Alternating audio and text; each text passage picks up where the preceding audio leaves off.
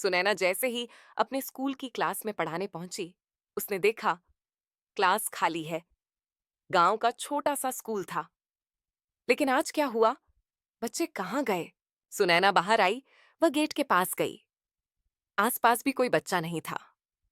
वह पीछे मैदान में गई। वहां भी कोई बच्चा नहीं था। आखिर सब बच्चे कहाँ गए?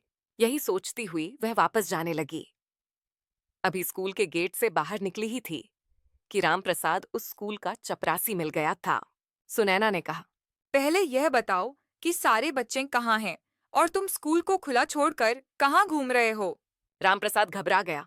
वह बोला, मैडम, आपकी तबीयत बहुत खराब थी, इसलिए मैं तो आपको देखने अस्पताल गया था। सुनैना को अब और ज्यादा गुस्सा आ गया। वह बोली, किसने कहा तुमसे कि मेरी तबीयत खराब है? मैं यहाँ बच्चों का इंतजार कर रही हूँ। रामप्रसाद बोला। मैडम, वो वरुण ने कहा था। जब बच्चों ने सुना तो सब अपने घर चले गए। मैं आपको देखने अस्पताल चला गया था। सुनैना बोली, तुम्हें वरुण का घर पता है? चलो मेरे साथ। दोनों वरुण के घर पहुंच जाते हैं। वरुण घर के अंदर सो रहा था। वहां पहुंचकर सुनैना ने उसकी मां से बात की। देखिए, आपका बच्चा हद से ज्यादा झूठ बोलता है। वह भी ऐसे कि सब विश्वास कर लेते हैं। कभी कहता है, मेरी माँ मुझसे घर का काम करवाती है। कभी मेरे पापा मुझे मारते हैं। आज तो उसने हद कर दी। मेरी बीमारी की खबर फैलाकर स्कूल की छुट्टी करवा दी। सुनीता जी ने कहा, हे भगवान! मैंने तो कभी इससे घर का काम नहीं करवाया और इसके पिता तो इसे बहुत प्यार करते हैं। उन्हीं के लाड प्यार से ये बिगड़ गया है। आप रुकिए, मैं अभी उसे लेकर आती हूँ।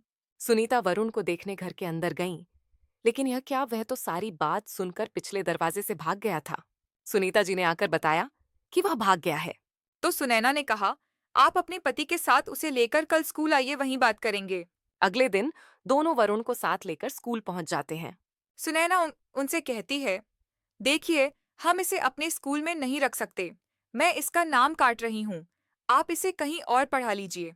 भजनलाल जी ने हाथ जोड़ते हुए कहा, मैडम, ऐसा मत कीजिए। यहाँ आसपास कोई भी स्कूल नहीं है। मैं आगे से इसकी गारंटी लेता हूँ कि यह कभी झूठ नहीं बोलेगा।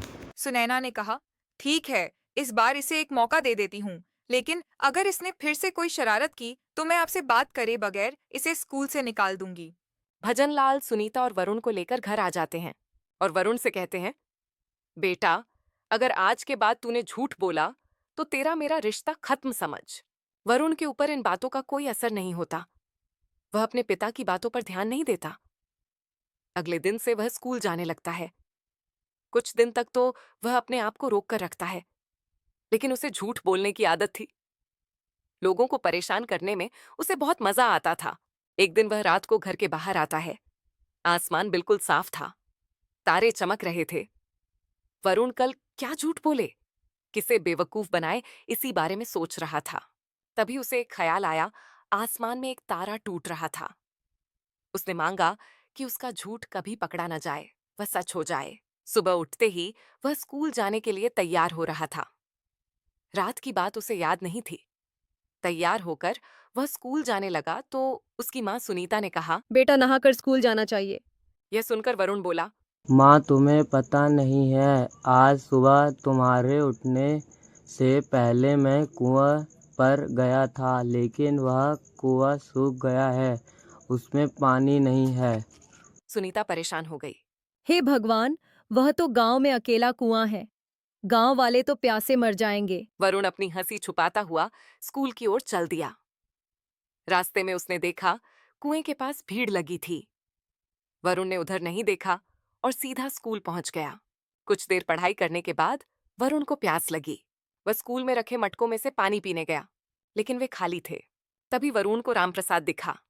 वो- वरुण बोला, राम प्रसाद जी, ये मटका खाली क्यों है? मुझे प्यास लग रही है।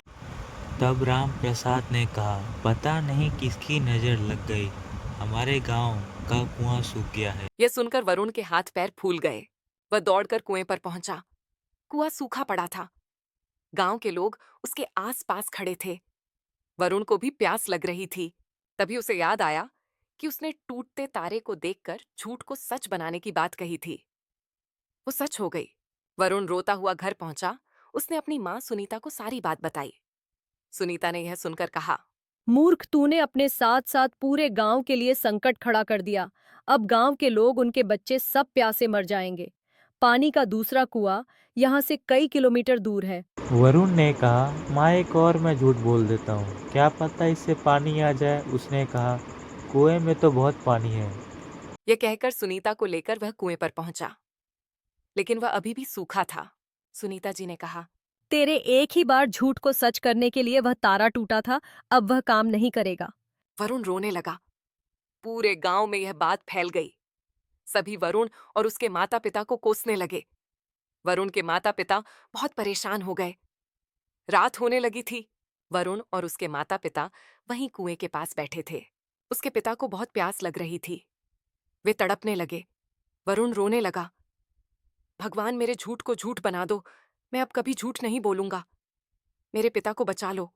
तभी एक और तारा टूट गया। वरुण ने देखा कुएं में से आवाज आ रही थी। उसने देखा उसमें पानी भर रहा था। वह पानी ऊपर तक आ गया था। वरुण ने पानी निकाला और अपने पिता को दिया। उसके बाद वरुण ने कहा, मैं कसम खाता हूं आज के बाद कभी झूठ नहीं बोलूंगा। वरुण के माता पिता और सभी गांव वाले बहुत खुश हुआ।